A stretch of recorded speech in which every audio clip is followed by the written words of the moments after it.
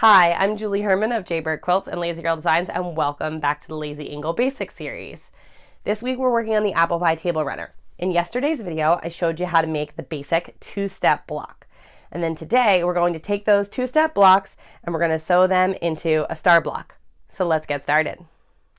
So in this video, we're going to begin on page 7 of your pattern. And at this point, you should have all of your Lazy Angle two-step blocks done.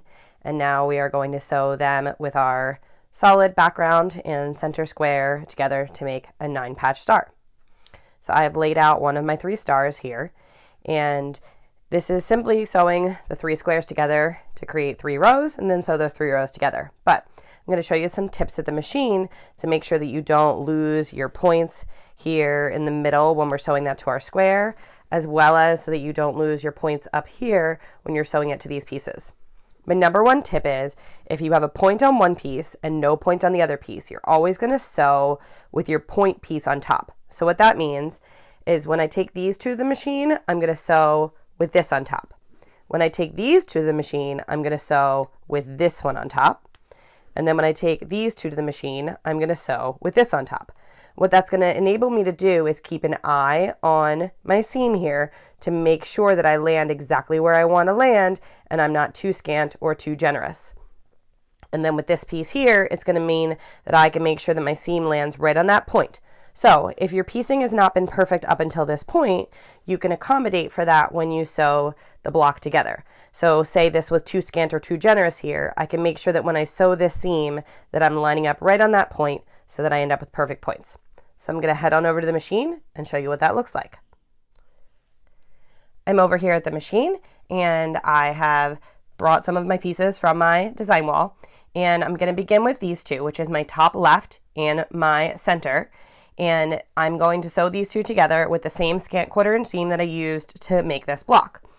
As I mentioned, I'm going to sew with this piece on top so that I don't lose my point here. So I'm going to just get these 2 perfectly lined up. If you feel the need to pin, go ahead. I don't pin at this point. I will pin when I begin to sew my blocks to each other and sew my border onto my quilt. And since I will be adding a border, I'm not back stitching at this point. I'm just going to nice and slow start here, use a stiletto if I feel like it'll help me keep everything lined up.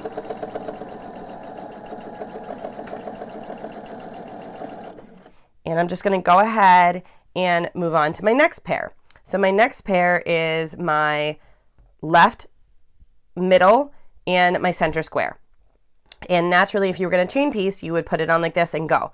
But then I'm not going to be able to see that there. So I'm going to flip this over and I'm going to line this up on top of the square so that I can keep an eye on exactly where that point is, because I worked hard to make all those points with my Lazy Angle blocks, and I want to make sure that I don't lose them in my finished table runner. So I'm going to go nice and slow. This is definitely not where you speed sew. And it might be hard to see, but I'll try and zoom in. There's a little bit of blue showing here because things were not exactly perfect in where my orange lines up with my green. So that's okay because it's in my seam allowance. I'm just keeping an eye on where the needle's going in relation to where that point is so that I will end up with a perfect point. If your block is off by a significant amount, over 1/8 of an inch, whatnot, you can't do this. But when your block has just slight things that are off, this is really a good technique to go ahead and get things back on track. And then I'm going to go with my bottom left and my bottom middle. And again, I'm going to put my piece that has a point on top and my solid square below. And sew this 1/4 inch as well.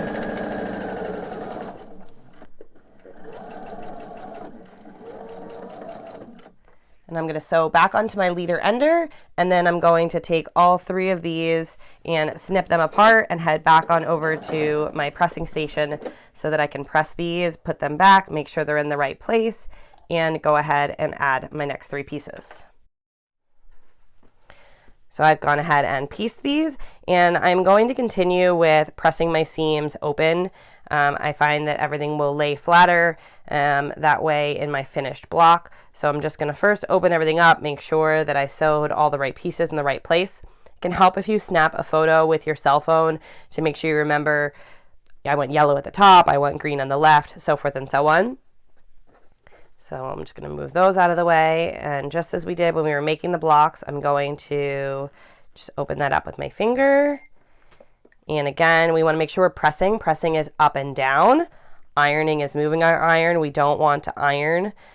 We are sewing at this point straight grain to straight grain, but we do have bias seams, and the last thing that we want to do is disturb those. So I'm just going to repeat that for both of these other seams as well.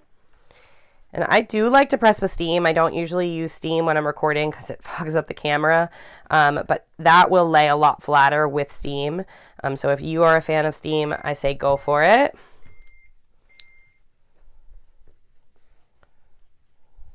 Apologize for that beeping. That was my iron coming to temperature. And there we go. So easy as can be, we have started to make our block. And as you can see, because I sewed with this piece on top, there you go. As you can see, since I sewed with this piece on top, my point is perfectly in 1/4 of an inch, which will work great when I go ahead and sew my border on. And with this piece here, you can see that the green is a little bit longer, and that's okay because we can accommodate that when we're sewing the rows together. What's important is that point perfectly lines up here. And then here you can see that it's a little bit scant, but you can still see the point. So that's important because that means when we go to sew our border on, we can still keep that point there. So I'm going to repeat what I just did, and I'm going to put these together, and I'm going to sew with the point side up. So that's going to be this side, and this side. So I'm going to head back on over to the machine. And this is definitely a chance where if you feel better about pinning, especially if your stations are further apart than mine, go ahead and pin so things don't shift when you're moving back and forth.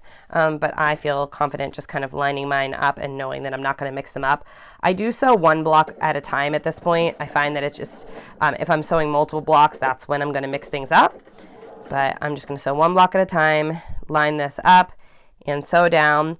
And if you're wondering where exactly you're supposed to line up here, because this is not coming to a point as if it was a half square triangle, you can go ahead and get a ruler and mark a very fine pencil line 1/4 inch in from either, so that you can see exactly where you are trying to land until you know that you feel comfortable with where that's supposed to be.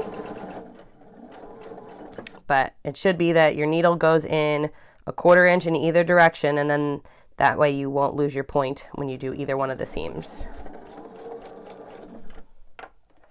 Okay, now here's my center row again. So I want to make sure that I don't lose this point.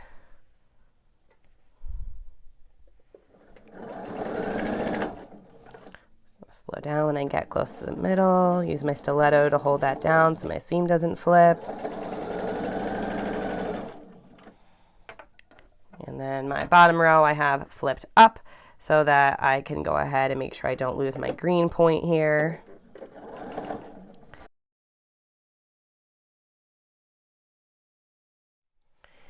And I'm going to lay things out and trying to remember exactly which order I had them. So I remember I had the orange to the left and I had the yellow up top. And also, it's not the end of the world if at this point, this is a scrappy project. If you accidentally piece this, it's most likely not the end of the world, unless you have, directional fabric or something that you're super concerned about. But if you have a priority and you want things to go together a certain way and you've already laid it out on your design wall, it's always good between piecing steps to go ahead, put it back on your design wall, and double check so that you keep things exactly how you want them to be.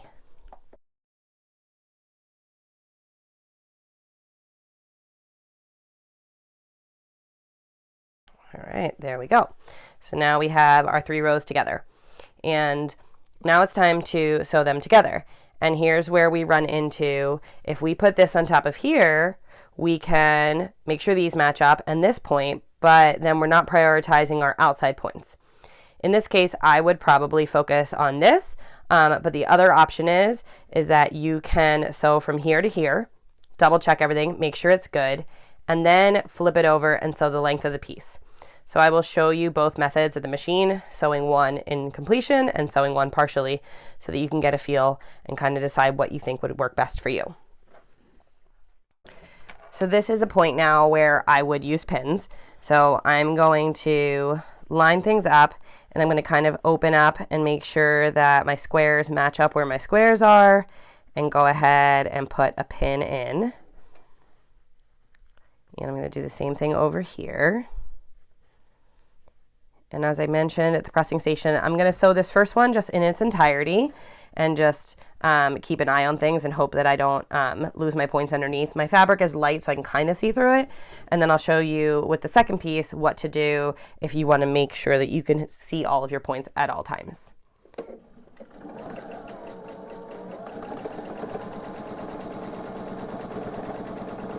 I'm going to slow down as I'm getting towards my pin. You never want to sew over pins.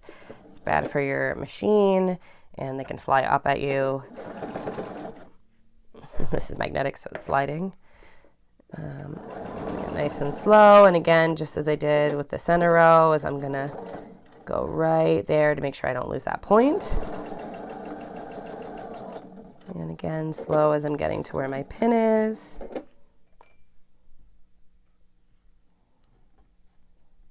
Line this up here at the bottom. Make sure that they stay exactly on top of each other.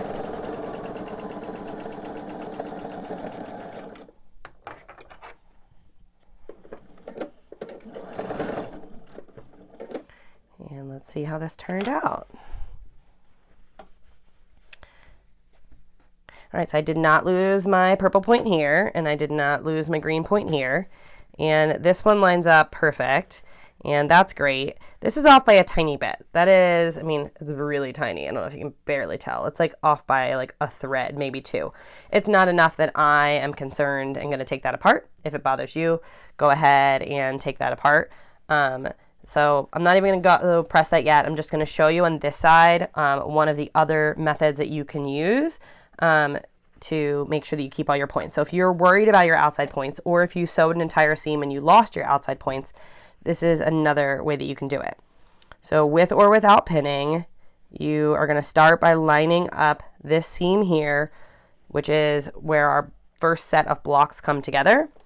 And instead of starting at the end of our seam, we're going to start here in the middle, just about 1/4 to 1/2 of an inch before where that seam was. And then I'm going to get this lined up here. I'm just going to sew nice and slow. Grab my stiletto, and I'm just going to sew about 1/4 of an inch past.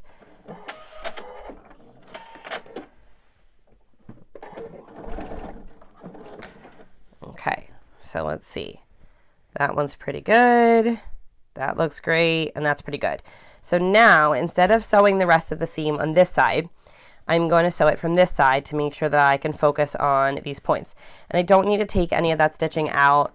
It's just kind of working as pinning. You could sew the entire length of the seam, or you could sew from here to about 1/2 inch overlap, stop, begin about 1/2 inch overlap, and finish, whichever one works best for you. As long as you're using a fine thread, such as what I'm using, which is Arfil 50 weight. If you're using a thicker thread, then you definitely don't want to overlap your threads, because that extra thread bulk could take up space in your seam that you don't want it to.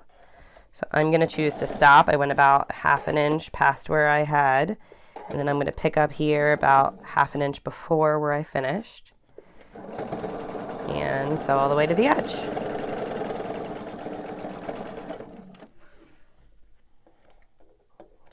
Go back onto my leader ender. So never like to have that nest of threads, and I'm going to head on over to the iron to press this. So first I'm going to finger press my seam open. Sometimes I use my fingers, sometimes I kind of use the beginning of the iron. I'm kind of about 1/4 of an inch off the surface right now, just kind of walking my iron along, and then I'm going to press and then repeat with the other seam to finish my block. I'm going to repeat these steps with my other 2 blocks to complete all 3 blocks. And I will be back here in the next video to show you how to sew the 3 blocks together, create our border, and finish our table runner. I hope you enjoyed this video. If you did, please be sure to like it, share your comments with us, and subscribe to the channel. If you have not yet signed up for the Sew Along emails, you can do so at the link posted in the description below. I'll see you soon.